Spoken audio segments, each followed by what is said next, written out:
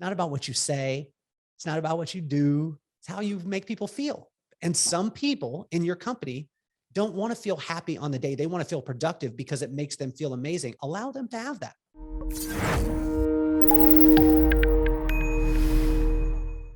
For everybody joining us, we've got Kelly Cardenas, and he's a Forbes contributor, author, podcaster, founder and CEO of national multi-million-dollar brand and cultural efficiency coach. Cultural efficiency coach. What does that entail, Kelly? Well, Tristan, 99% of challenges in business and life, I think, come down to culture. And it's the thing that is the buzzword right now, but most of the time people don't realize how to be able to construct them because they think it's a set of rules as opposed to a living, breathing organism inside of what it is that you're doing. So anytime that there's challenges, I think it comes in three. Number one, we build the people. Number two, we develop the culture. Number three, we grow the business. So if you want to grow your business, then give me access to your people, and then we'll develop your culture, which will grow your business. Ooh, I like that, man. That's very good. By the way, we're pretty big on that. Yeah, Tristan, on our team. That's true, dude. That's true. I think culture is often talked about, but I don't know that people fully understand what it means, because I think they attach different meanings to it. What does it mean when it comes to culture for you? Like, what does that look like in an organization or inside of a family? Yeah. Well, I think one of the big things is tapping into the people, right? And so what I used to do was I used to think that I come up with this dream or these 4 principles, and then everyone lives by the principles. That creates my culture. But what I realized was when you get in touch with people, you, number one, have to respect and reverence where they came from. When you do that, then you can respect and reverence where they're at. And then finally, you can help them to get where you think they can go. But I actually skipped steps 1 and 2. And I would always go to the hard charging, grab a hold of someone. And you know how it is, Tristan. You're the best at what you do. You'll grab someone and say, I see your potential. I think that you're the greatest. You could do this, you could do that. And the person's like, I actually would like to wake up today. That was a big thing for me. So based on where they're from, right? I'm from Lompoc. Based on where I'm at right now, if you know those 2 things, now you can encourage where you want me to go. But if you don't know where I came from, where I'm at, when you encourage me, sometimes you can scare me. I used to take kids and tell them, you can make $100,000, $200,000, $300,000 a year, when they came from a family where if they made $15,000, $20,000 a year, they were the richest person in generations. And that was a huge lesson for me. That's a good point, man. I think we, like Mark and I, want to bring in people at the level that we see them at, but they're not there yet. That's true. Yeah. A really good point that you bring up. So where do we start when it comes to culture in general, especially when they may not be in a great place and maybe they're joining our team or organization and they have the potential, but they're just not there yet? I think the more and more you tell your own story, right? Like the deeper and more interesting it'll be. And I think that that's the biggest part, because most of the time we listen to people, but most of the time we listen to respond as opposed to listening to actually hear what they're saying, right? And I do this all the time. That's where I failed a ton.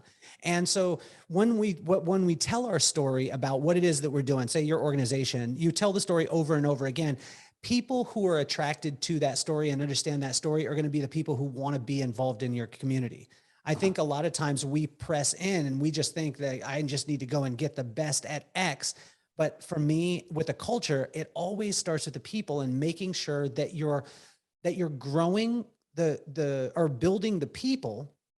And if I go out and pick, like I learned this from very early on, if you go out and pick an apple from the barrel, it's different from picking it from the tree. I would much rather have coal that my culture created the stress and pressure on to create a diamond than go out and spend the money that it costs to buy a diamond. The reason why is because the loyalty of that coal is going to be so much more inside of my culture, because they're going to have their own story. It's going to be developed inside. Whereas if I go and get a diamond, it's the same thing as the Lakers right now. And for all you Lakers fans, you know exactly what I'm talking about. You went out and tried to buy a championship, and guess who's in the finals? The Warriors, baby. And what did we do? We drafted. Every person on that team was drafted inside of it. We got rid of KD, which we didn't need him. We didn't need him. And we stuck to our culture of the Warriors. I'm saying ours because I'm a part of the team too. I'm just a free agent right now though. You're legendary. Kelly, I got a question for you about culture and hiring. Do you prefer to hire individuals that are fresh and green to mold them and shape them kind of what you want, or do you prefer someone who's a bit more experienced, or is it different for each? I think it's different for each and different for the positions, right? So, if we're looking in a tech side, right, we don't want to hire a kid out of high school that doesn't have the education, right? But also to what I'm always looking for in a culture is I'm looking at the person, right? And I'm wanting to know who that person is, not what they do. And because that's going to be the telltale sign, because, just like the chicken nugget makers we were talking earlier, that was my football or my basketball team. So my basketball team was fourth graders, the chicken nugget makers. I was more interested in who these kids were becoming and who they were than the basketball player that they were, because we took a team, and I tell you, they didn't have the most talent. And this is the story of every business, not the most talented. Steve Jobs wasn't the most talented. Bill Gates, not the most talented, but they were the people who allowed the people who were the greatest to do, and they lifted up the people, and you saw innovation come out of those people. So I would say there are times where I want it to be green, but depending on my cash flow, right? Because if your cash flow is short, you're going to have to make sure that the picks that you make are going to be in line, and they're going to be able to catch immediately. But that goes back to who the person is. My friend and I'm glad you asked it. And I'll just tell a quick story. Is my buddy and I were just talking the other day, and I said, wouldn't you think that NBA or NFL teams would realize the formula for success? And he was like, what is it? And I said, look at the Steelers. I'm not a Steelers fan, but the Steelers vetted the character of Mike Tomlin before they actually hired him, and they kept him on for the tenure, and they have been a solid team for ages. They had Chuck Noll, then they had Bill Cowher, and then they had Mike Tomlin. But the other teams that are going out there trying to buy the championships, they keep turning things over and wondering why they have challenges in their culture and why they're not winning. It's because they haven't invested enough on the front end, right?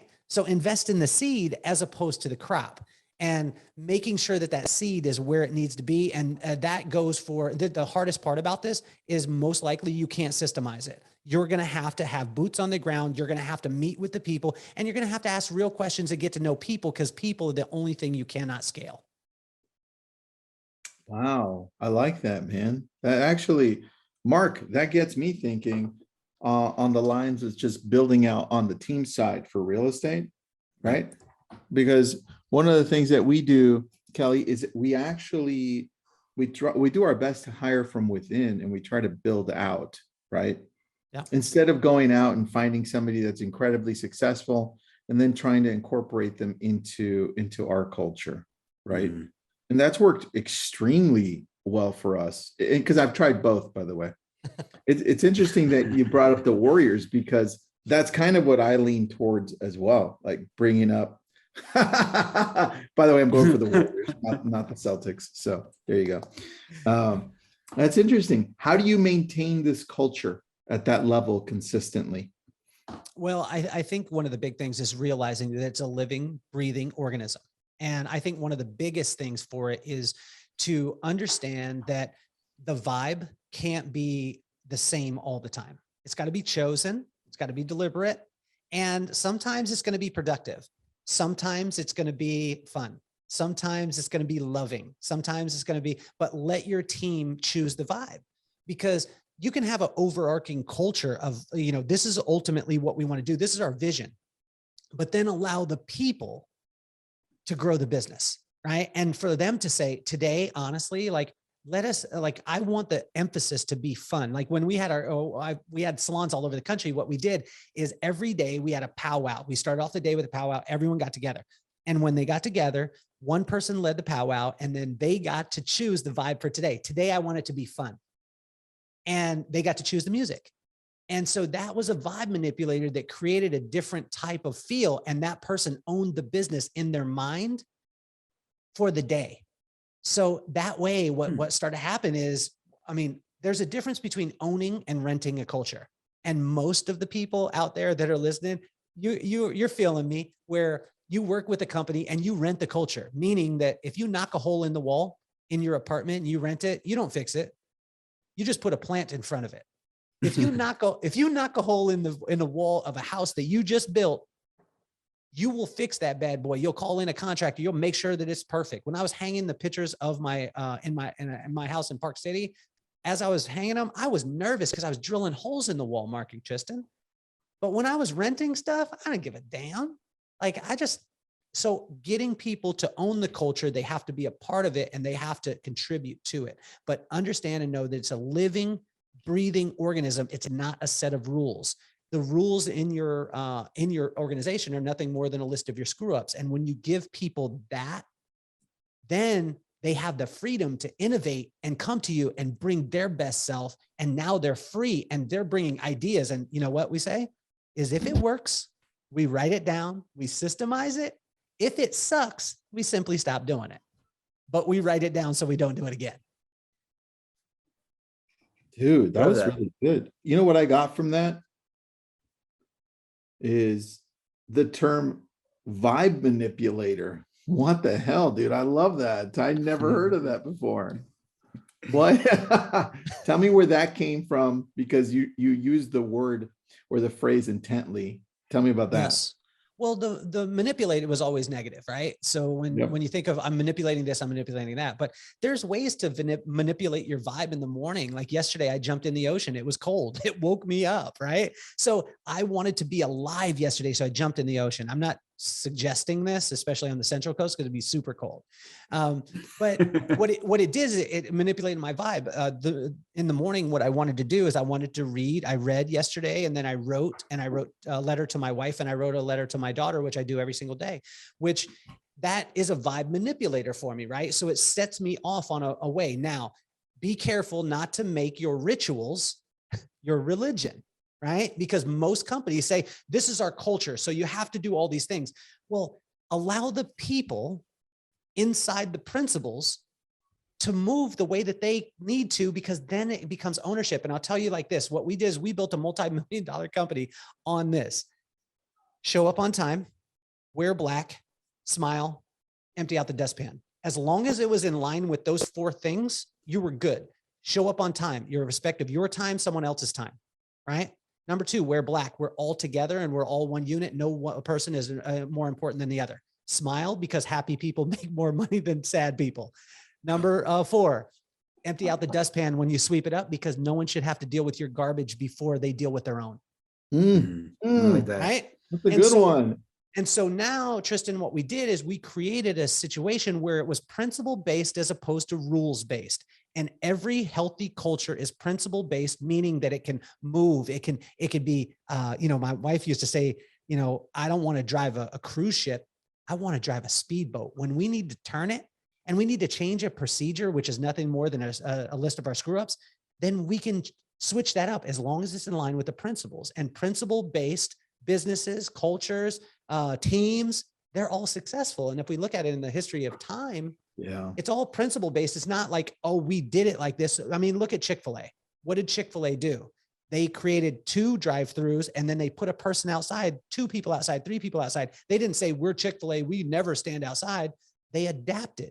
And when you have the ability to adapt immediately to something, then you can, starting with manipulating your vibe, because honestly, like, think about it. It's an old cliche. It's not about what you say. It's not about what you do. It's how you make people feel. And people want to feel that vibe. And some people in your company don't want to feel happy on the day. They want to feel productive because it makes them feel amazing. Allow them to have that. And then move on. and I just find that I found that too much of one vibe was bad. I was like, I want everyone to be happy all the time. I played Happy, the song, when Pharrell came out. I played it for like 3 weeks straight, every morning. And then people came into my business and were pissed off that I was playing Happy. That sounds crazy, right? But it was Dude. because it was like eating ice cream every single day. Even if it's your favorite one, it gets old. So it needs to be able to change based off the people. Mm. Kelly, do you use like any indicators like to see what vibe someone's in? Let's say, for example, they're in a productive mindset, or if they're in a happy mindset, or if they're in a go, go, go mindset. Like, are there any indicators like that you notice or triggers to where you can get on their vibe? I'm just listening for cues. I've studied people for, for my professional career, which has been like 29, 30 years now. And so I'm always looking for nonverbal communication. I'm looking for shoulders that are dropped in. I mean, when a person's shoulders are dropped in, a lot of times they're dealing with things in their family. They're dealing with insecurities. I notice when a woman grabs the outside of their arm when they stand, they're covering up their vitals and they're saying that, someone's hurt me and I'm staying closed down. If they've got their arms crossed, they have the tendency to be, hey, I'm blocking you out. If they're double crossed, meaning their legs are crossed and their arms are crossed, then they've had to shell up because they've been injured. So I want to be able to ask them questions. And when I ask them questions, now they become the expert and they become in charge because someone else was in charge of them. So for me, I'm constantly like, and this is something that for me, a healthy culture comes from, it's not a one size fits all. It's the ability to not have a strict system, but to have a fluid motion of the culture, because that's what people are. Again, you can't scale people, right? You have to be in touch with them, and a person will know. And I'll tell you this quick story is my wife, when we first got together, she was like, we need to spend more time together, Mark. And I said, what are you talking about? We spent like an hour and a half together last night. And she said, well, that was watching TV. That's not spending time. And I said, well, so the next night, what I did is I created a system, which was number 1, put my hand on her leg. Number 2, put my arm around her. Number 3, rub her shoulder. Number 4, give her a little kiss on the cheek. And I thought, because of my system, I was going to trick my wife into realizing that I was staying present with her. But she called it out immediately. She was like, don't try that stuff on me. I know you're doing number 1, number 2, number 3, number 4. That stuff doesn't work. And that's what people will do in our culture. They want to feel important. They want to feel like you're listening to them. And if you'll listen to their story, most of the time, all we have to do to make someone happy is listen to what they're saying and then repeat it back to them. Very true, man. Very true. I think the challenge, though, sometimes is as you're trying to grow an organization, you become limited in the time that you have for everyone in the organization. How do you deal with that? Do you just start bringing in people that match that culture? So in essence, you're cloning the culture you want through those people? I think one of the big things, a great question. I think one of the big things is growing the people, right? And, are building them in, one of my friends used to always say that you could lead a horse to water. You can't make him drink, but you can add salt to the diet. Right. And so I've never heard that last part. I've always said the first word. I've never heard the salt part. And so when you think about that, like what do you ultimately want? Okay, I want productivity. I want bottom line. I want this. Okay, cool. Well, then we look at what do the people want? The people want to feel safe. They want to feel appreciated. Okay, well, if I make you feel safe and feel appreciated, can I get to my goal? Yes, I can get to the bottom line. I can get to, productive. So now what I do is I step out of myself. That's what a true leader in a culture is going to do, is step out of myself. And then I emphasize what the people need. And when you empower the people, build the people, then the people will end up building the business, right? But what we have the tendency as leaders, and I did this, I failed at this, we look at, okay, what do I want? Like, what do I want as a company? What does the company want? And then we focus on that and we try and drill everyone into that as opposed to the other side.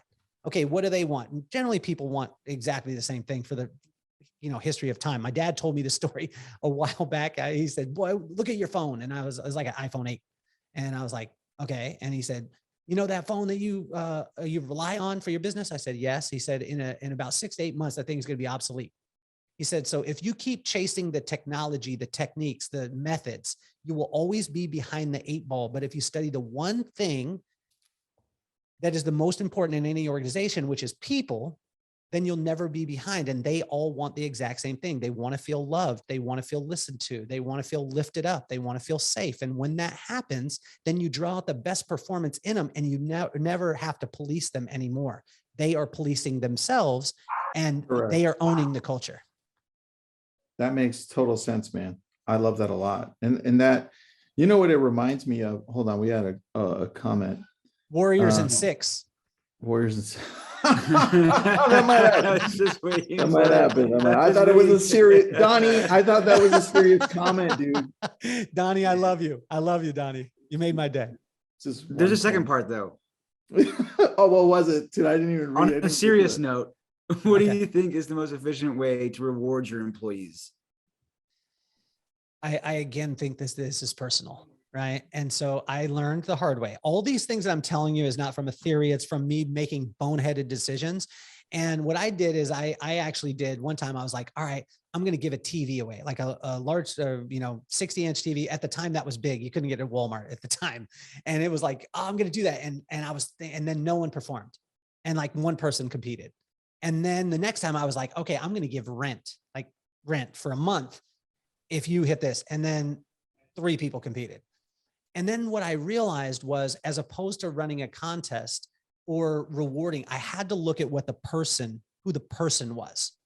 And it doesn't mean that, Tristan, with your company, you're not going to be able to touch every single person that's inside your company. Although you could touch 2 people who are closest to you, those people touch 10 people, those 10 touch 10 people. We've got to make sure that we're constantly investing in those people. And that, because any challenge that we have generally runs back to them. So I would make it as personal as possible. And like I found over time, is asking questions it's the gold mine of any culture in any business. Because if you ask the right questions, you'll get the answers to every single thing that you need. And all the people in your company know exactly what they need, but most of them haven't been asked the right question. That's so true, man. You know what you were describing on being more principle based rather than, because then Mark was asking, well, what are the things that we're looking for? Because we're always talking about in business, we're talking about those indicators, those leading indicators, those instead of it being something like principles, right? Mhm. We're all focusing on the bottom line, like the sales.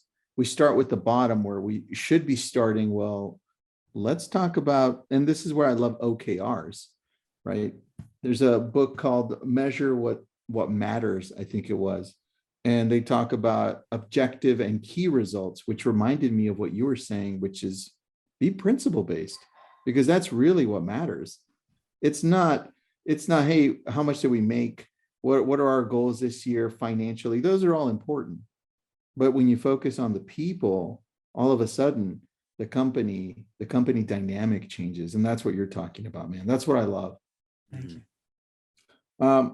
This is another random question, which I love. It says, hi, Kelly. Awesome website. Any tips on how to start writing a book? Do this right here. I honestly, and the reason why I say do this is because I don't type really well. And so I said that I wanted to write a book for a long time. And my wife was like, why don't you shut up and go do it? And I find that honestly, like it's never going to be perfect. Your idea is never going to be perfect. The chapters are never going to be perfect. Your words are going to be bad at times, but give yourself permission to try. And this is not only in the book realm. Like I wanted to do an audiobook and everyone is like, well, you have to do it like this. And it was through ACX, which someday they'll sponsor me, but right now they don't. But they told me the only way to go was ACX, and ACX took 60 to 75% of the revenue for every audiobook that you put out. And when I looked at it, I said, well, I don't know if I want to do it that way. So I figured it out. And I would implore you to try. like just to give yourself permission to try. But again, let's go back to the building the people. This is what my parents did for me. And these are three actionable things, right? Three principle-based things that have helped me in every aspect of my life. Number one, they told me I was awesome. I was awesome. Separate myself from my accomplishments and accept my greatness. Yeah. Number two, I'm beautiful. Don't compare myself to anyone except myself right now. And I'm always 100% based on who I am right now. Number three, you could do anything that you put your mind to, but just because you could do it doesn't make it right for you. And so these three things really gave me wings. And so when I went to write the book, I didn't know how to type that well. So my dad said, put your hands in the right place and then just do this fast because it'll trick people into seeing that you can type. And then do it. And if it sucks, okay, you learned a lesson. If it's great, keep your ego out of it, keep moving and just make it better, but give yourself the permission to try. You know, and what I would say, actionable, quick, actionable, that's principle based, but here's the actionable part. If you want to write a book, think of the top, 4, 5, 6 things that you're going to write about. Okay. Those are going to be your chapters. Think about 3 things inside of each one of those points. That's going to be the sub chapters inside of it. And then think of a story with every one of those sub chapters inside of it. So now I've got 6 chapters. I've got 3 inside of it, right? So that's 18. I've got 1 story for each one of those things. So that's, 18. So I just multiplied myself to 36. Now, if I write 3 pages on each one of those, 36 times 3, I've got 108 pages and I've got my book. Now, I would push it to 120. So 12 pages will be your intro and conclusion. So that'll be 6 pages for your intro, 6 pages for your conclusion. Most people in today's life aren't going to read over 120 pages anyway. And so then you have your book. True. Very true. I love the breakdown, man. And Kelly, let's continue this conversation where we're supposed to take it a few months back. So I want to bring you on to the Brilliant Thoughts podcast with Success Magazine. So let's plan on that. And for everybody watching, this is recorded, so it'll go on the YouTube channel for Virtudesk, because that's sponsored by Virtudesk here. And dude, I'm pretty sure people want to have you back on. So I'd love maybe to. when we do a virtual event for Virtudesk, I'd love to bring you on just to talk about going a little deeper with the culture piece, because I think that that's missing across a staff that's built out now, both in-house and virtually, and some people can't get a grasp of that fully. Yeah. Well, I tell you, Tristan, this is quick. I know we got to go, but 17 years ago about 17 years ago when we started our company, we actually started doing virtual meetings at that time. So by the time the Zoom craze hit, we were already virtual because we had locations in Chicago. We had them in Salt Lake. We had them in Vegas. We had them in California. And we would meet the whole company every week on Zoom. And when we would do it, every person in the company had to stand up for 15 seconds and say who inspired them by name. And it had to be specific. And they had 15 seconds to do it. And at the time, we had 85 people in our company, and we were able to accomplish this in about 26 minutes. And so when you're intentional with your culture, realize that if you're not intentional with your culture, you're intentional with your culture. Because if most people are like, oh, I don't have a culture, that's what I need. No, you have a culture. It's just, it wasn't intentional. And people are always performing at 100% of what your culture is, as opposed to what the signs on the back room say. Dude, I'm digging this, bro. Mark, this was good, bro. This is a really good one. Thank you. All right, Kelly, let's have you on for a part 2 here. And then I just texted you so we can throw on another one here that you and I should have done a while ago. That sounds good, man. Thanks, Kelly. Appreciate you. Mark, thanks for being on, bud. Always. Thank you, guys. Thanks, everyone. Thanks, everybody. Thank you.